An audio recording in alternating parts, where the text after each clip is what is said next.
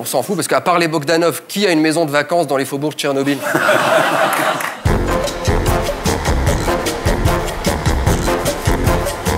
J'accueille Gaspard Proust pour Elle est pas belle la vie.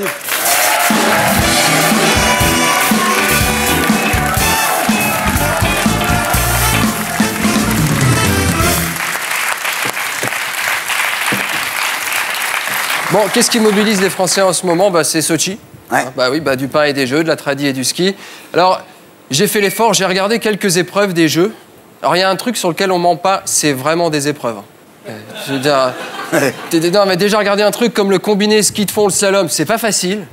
Mais en plus, se taper l'interview du vainqueur après, je suis super content, c'est le plus beau jour de ma vie, c'est trop une belle aventure. Attends, mon gars, une belle aventure, c'est de réussir à trouver un stage rémunéré. Ça, c'est une aventure. Alors forcément, les journalistes sportifs qui surenchérissent. Bon, les Jeux Olympiques, c'est quand même ce gros moment où tu aimerais savoir ce qui se passe dans la tête d'un journaliste sportif. Hein?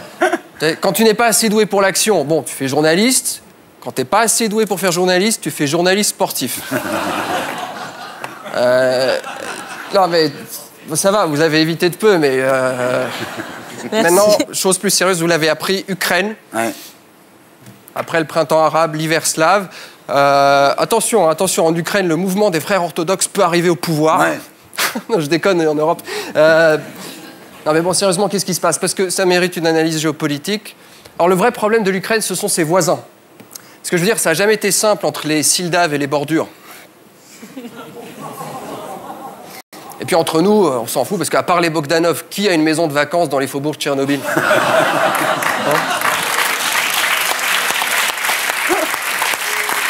Bon, en tout cas, c'est vrai, c'est une tragédie, mais je comprends que ce conflit ne déchaîne pas plus les passions. On ne peut pas s'identifier. Ce sont des gens extrêmement suspects. Ils veulent rentrer dans l'Europe.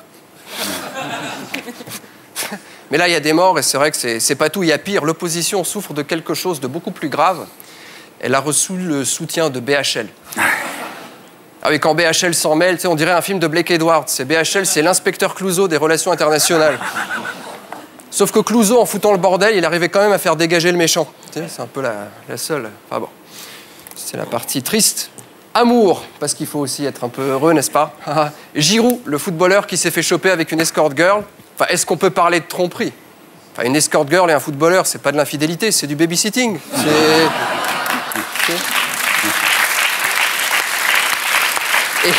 Et le mec qui se sent obligé de s'excuser. Ah, je demande pardon à mon équipe, ma famille, mon entraîneur, mes coéquipiers, les supporters d'Arsenal. Non mais Olivier, quand tu trompes ta femme, tu vas pas t'excuser auprès de ton pote, sauf si c'est la sienne. Hein?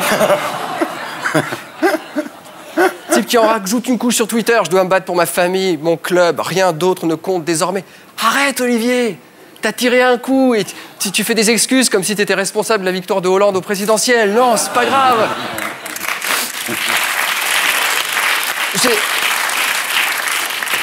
Je vais te dire, Olivier, regarde-moi dans les yeux. Il faut que tu arrêtes de croire qu'une femme va te quitter parce que tu la trompes. Olive, si elle t'aime, elle peut même gérer les réserves de l'hôtel pour tes prochains 5 à 7. Enfin, si elle t'aime, elle veut ton bonheur, réfléchis. Tu crois pas que c'est plutôt à elle de s'excuser de sa possessivité maladive? Tu es maltraité, Olivier, mais tu ne t'en rends pas compte. Elle devrait être super rassurée, elle devrait se dire « Il me trompe avec une femme, ouf !» Voilà, c'est un mec... c'est pas un mec pour tous, quoi. En revanche, l'escorte, un peu con. Hein. Ouais. Ah bah vraiment, ouais. Elle a une drôle de manière de vouloir se faire un réseau, elle. Hein. Bonjour, tu veux coucher avec moi? C'est possible, c'est pas très cher, mais en revanche, je me rattrape sur les produits dérivés. Photos, souvenirs, cartes postales, vidéos...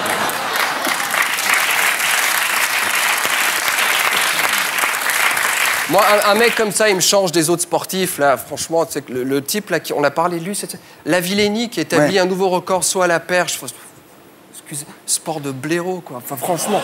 Ah non, mais on en a soupé toute la semaine. Le mec, il a sauté 6,16 m. Alors, la question du journaliste, peut-il aller plus haut?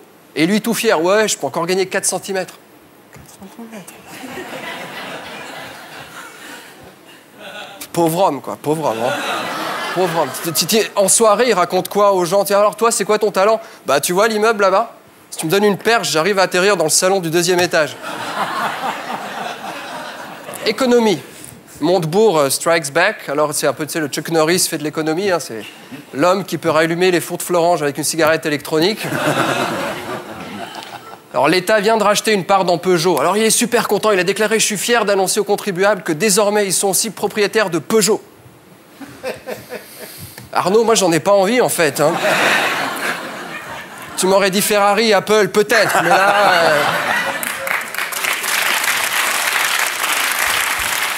S'il vous plaît.